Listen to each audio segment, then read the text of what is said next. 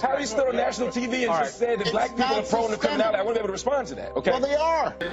Since white America has not yet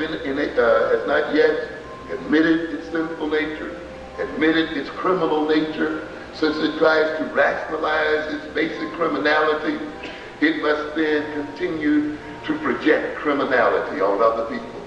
There's too much violence in the black community, or other black kids who are going to kill them. That's the way they're going to die. So you have a racist psychological character assassination that is ongoing. You've got to teach your children to be respectful to the police, and you've got to teach your children that the real danger to them is not the police. The real danger to them, 99 out of 100 times, 9,900 out of 1,000 times, are other black kids who are going to kill them. Do we know that generally the American law enforcement officers are racist? Do we know this? This group of people cannot face their own criminality.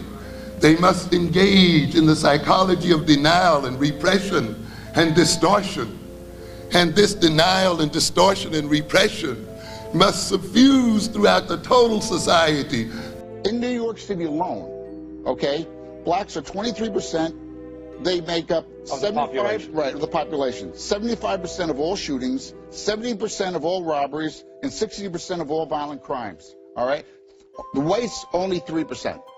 Now, that is why there were more blacks in jail than there are whites. If you ignore the social context, then you will get engaged in blaming the victim and seeing then certain people as innately criminal.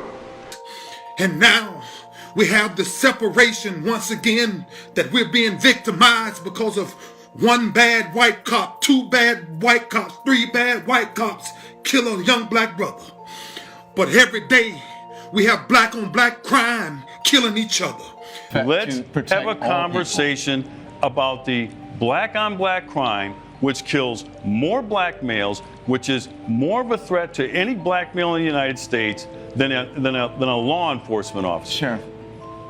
And of course, this is what this society would like for us to do, so that we can engage in self-blame and not deal with the system itself and the contribution it makes.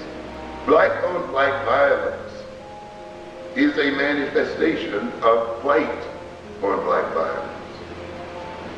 And to a great extent, it is a reaction to white on black violence.